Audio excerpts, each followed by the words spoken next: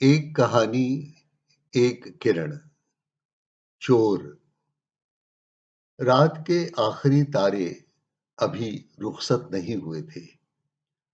पौ फूटने को ही थी कि गांव की सीमा की ओर से जोर जोर से चिल्लाने और रोने की आवाज घरों की ओर बढ़ती हुई सुनाई दी।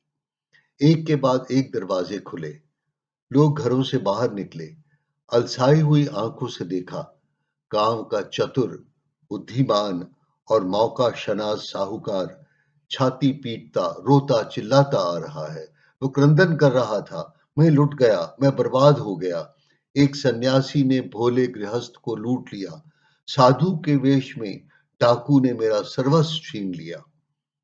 उन दिनों अखबार तो थे नहीं, पर सुबह की इस चटपटी खबर से सारा गांव सचेत होकर और विवरण जानने के लिए साहूकार के पीछे पीछे हो लिया। साहूकार चिल्लाता गया, अरे कोई पुलिस को बुलाओ, पंचायत बिठाओ, चोर को पकड़वाओ। सन्यासी ने गृहस्थ को लूट लिया, मैं लुट गया। पंचायत बैठी। गांव का चौकीदार आया। चौपाल में बच्चे, बूढ़े और जवान सनसनीखेज घटना का विवरण सुनने के लिए इकट्ठे हुए। सरपंच, जो वयोवृद्ध, अनुभवी और ज्ञानवान था, उसने साहूकार से कहा, घटना का पूरा विवरण दो ताकि तुम्हारी सहायता हो सके। साहूकार ने कहा, कल सुबह मेरे घर में एक सन्यासी आया, गेरुए वस्त्र पहने, हाथ में माला लिए।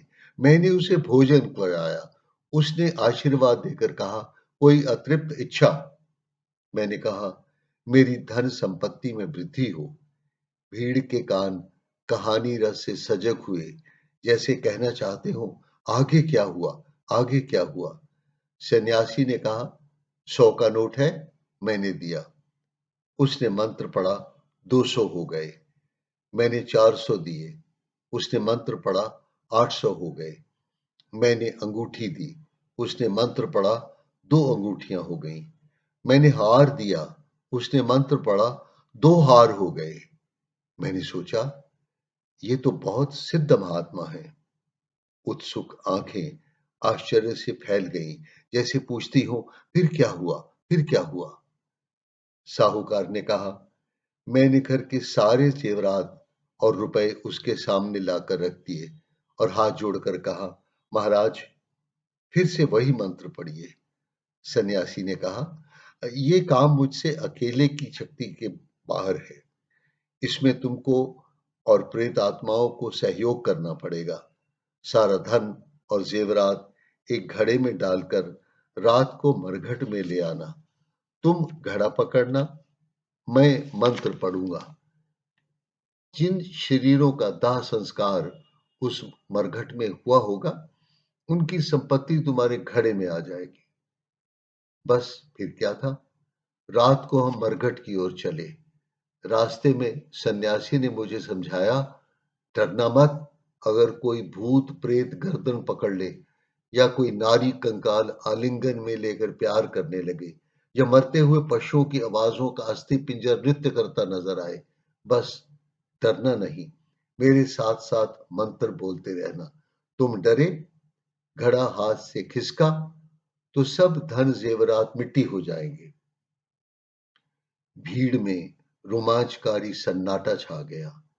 सब शरीर साहूकार की ओर झुके, जैसे कहते हो, सांस भी मत लो, आगे कहो, आगे कहो। साहूकार ने कहा, मरघट की दीवार तक पहुंचते पहुंचते मेरा शरीर भय से कांपने लगा। सोचा, अपना माल लेकर ऐसे ही लौट चलूं, दुगना क्या करना है। फिर मन ने सोचा, इस सन्यासी का उपयोग करते हैं। मैंने उसे कहा, तुम घड़ा लेकर अंदर आओ, मैं दीवार के बाहर इंतजार करूंगा। जैसे दुगना हो जाए, घड़ा दीवार के ऊपर से मुझे पकड़ा देना। मेरी ओर से पूजा अर्चना मंत्र भी तुम करके प्रभु को प्रसन्न कर देना। जो माल मिलेगा उसमें 25% तुम्हारा, जो लाखों का होगा।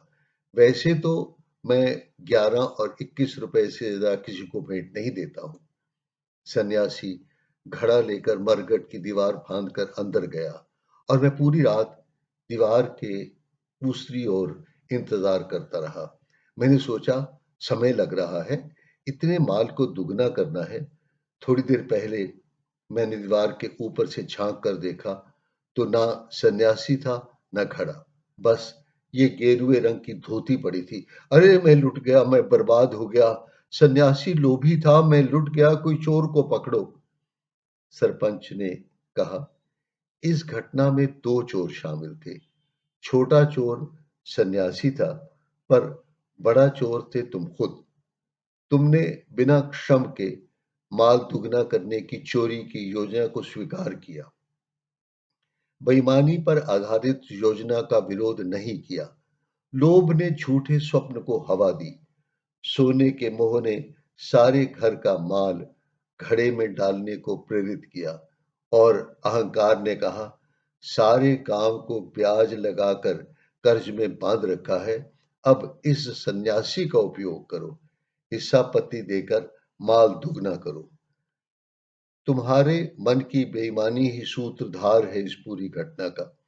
तुम ईमानदार और सच्चे होते, तुम धोखा करने का साधन और उपाय न बनते और न उसको बनाते।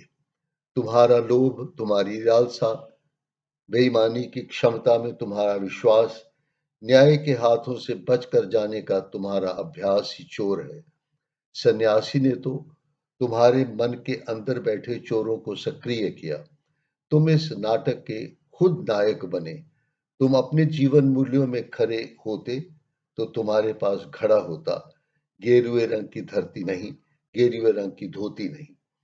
ईमानदारी की महिमा ऐसी ही है कि बेईमानी उसके पास आने से संकोच करती है, जैसे सूर्य को कभी अंधेरा नहीं छूता, कमल के पत्तों पर जल नहीं टिकता, प्रेम के सामने वैमनस्य नहीं टिकता, श्रद्धा के सामने तर्क नहीं टिकता।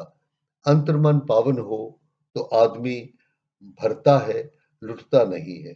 चोर भी तुम हो और हथकड़ी भी मान लो। बांध लो अपने मन के ऊपर उस हथकड़ी को और स्वतंत्र हो जाओ।